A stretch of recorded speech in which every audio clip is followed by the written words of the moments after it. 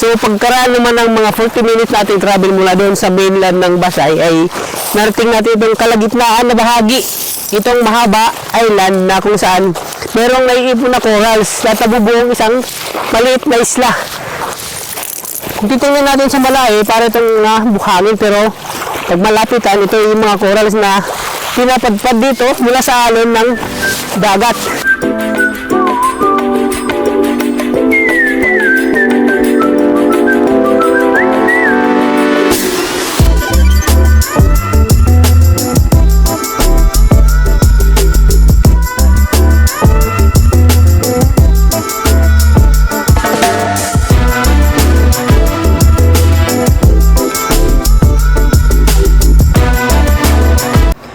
So ayan, at pagkaraan ng 30 minutos nating travel mula sa Alang-Alang Leyte ay narating natin itong bungad ng San Juanico Bridge na kung saan nagkokonekta sa isla ng Leyte at Samar. At makikita natin dito sa likuran yung marker na pirmado pa ni dating Pangulong Marcos.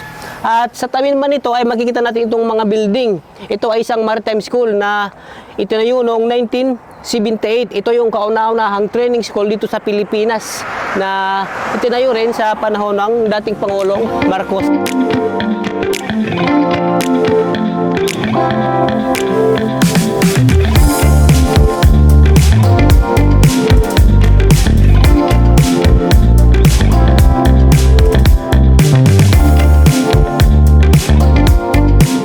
Ilang steps naman galing dito sa Maritime School ng NMP ay makikita natin itong station ng Weighing Bridge. Ito yung weighing na tinitimbang muna yung mga truck bago tumuloy doon sa San Juanico Bridge. Yan. At mula naman dito ay magta-travel pa tayo ng 30 minutos papunta sa ating destinasyon sa araw na ito. So tara!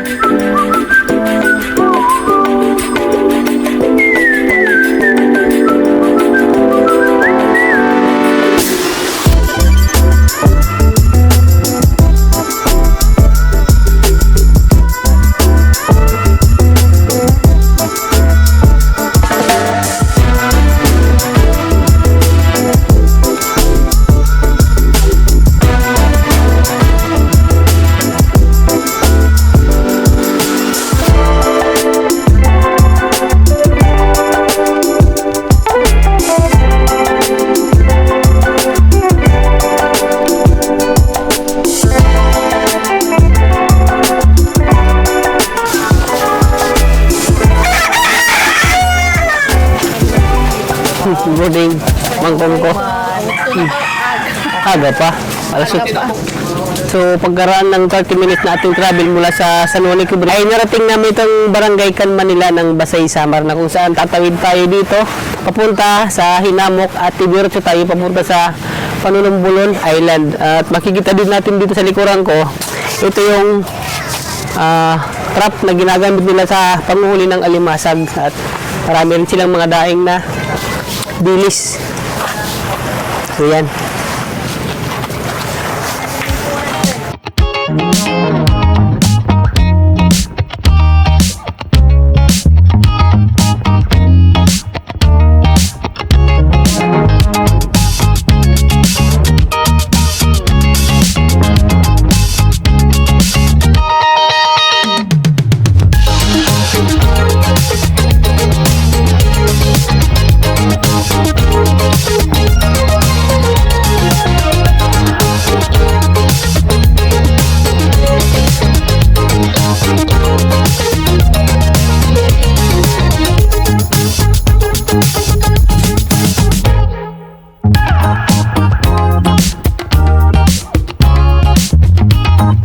So pagkaraan naman ng mga 40 minutes nating travel mula doon sa mainland ng Basay ay narating natin itong kalagitnaan na bahagi. Itong mahaba island na kung saan merong naiipon na corals na tabubuong isang maliit na isla. Kung titingnan natin sa malayo, para itong buhangin, pero pag malapitan, ito yung mga corals na pinapadpad dito mula sa alon ng dagat. Kapag low tide ay medyo mahaba daw ito hanggang doon. So dahil sa high tide na ngayon ay itong ubok lang ng ganito ang ating makikita.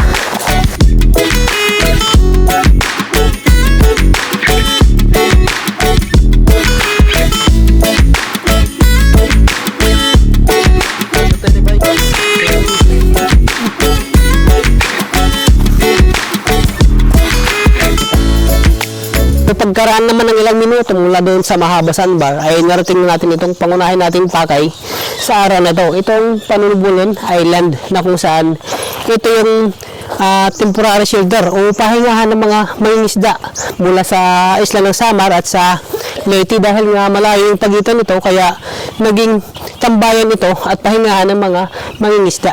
Dito naman makikita natin na meron silang maliit na simbahan, may altar at dito yung kanilang outpost.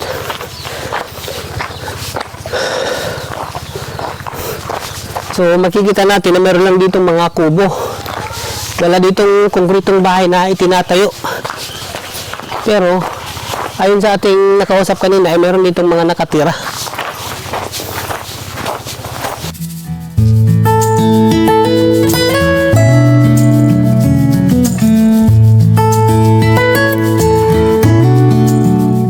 Pero may tingnan ako kay din eh.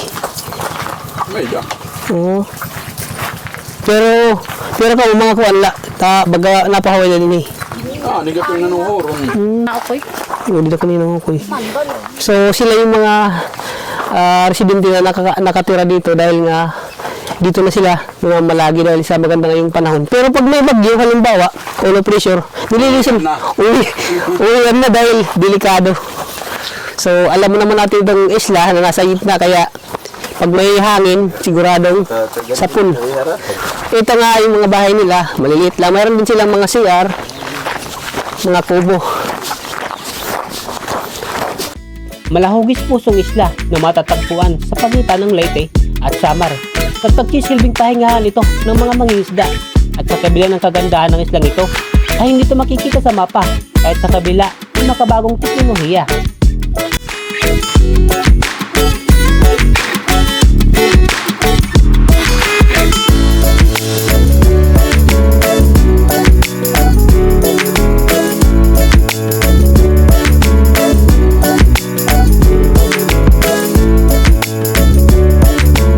So dito naman sa opposite side ng daungan ng mga bangka, dito naman nakatanim yung mga bakhaw. So makikita natin dito yung mga maliliit pang bakhaw. Dahil ito yung tumutulong sa pagpigil ng malakas na mga alon galing sa karagatan at nagiging tirahan dito ng mga maliliit na isda at tahanan din ng mga alimango. So at makikita rin dito na mala swimming pool itong area na to. Meron pa tayong nakikita mga maliliit na isda. So kahit sa gaano kahitik na ng panahon natin ngayon, itong islang ito ay hindi ito matatagpuan pag sinuot mo sa Google. Iba yung lalabas na ibang lugar. Ilang beses na tayo nag-search nung papunta tayo dito, pero bigo tayong makuha yung eksaktong location. Kaya naghanap tayo ng ating mga kakilala na pwedeng sumama sa atin papunta dito dahil na-curious ako sa isla na to.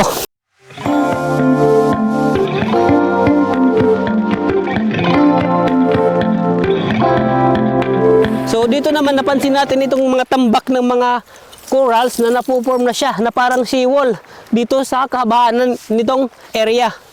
So nakikita natin dito itong mga maliliit na talisay at magandang sinyalis nga ito dahil nakakatulong na ito sa paglilim at pagprotekta sa lugar nito laban sa mga alon na naglalakihan kapag masama ang panahon. Alam naman natin na itong talisay ay magandang tambayan ito sa ilalim kapag mainit yung panahon katulad ganito na tirik ang araw natin ngayon.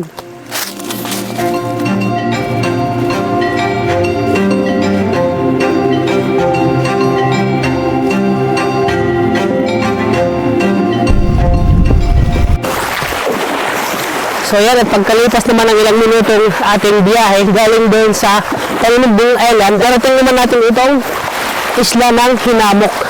So, explore natin ang lugar na ito. Tara. At ito naman, ang Hinamok Island.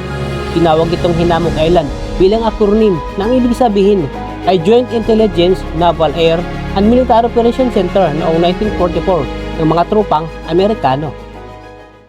Habang naglilibot tayo dito ay napansin natin itong naka-usling bakal. Ito yung ginamit ng mga materialis ng mga sundalong Amerikano.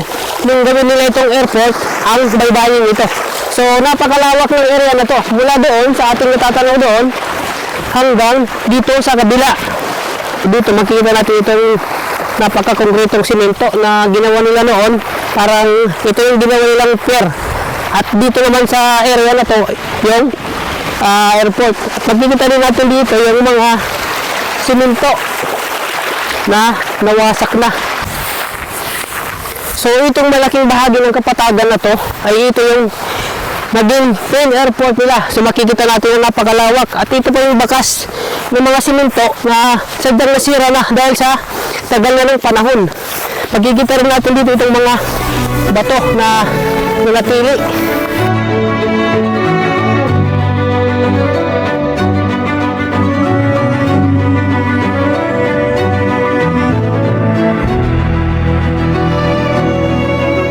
Ayan, at hanggang dito po muna at huwag niyo pong kalimutang mag-subscribe sa aking YouTube channel at paki-like and share na rin ang video na to. At hanggang dito po muna, maraming salamat.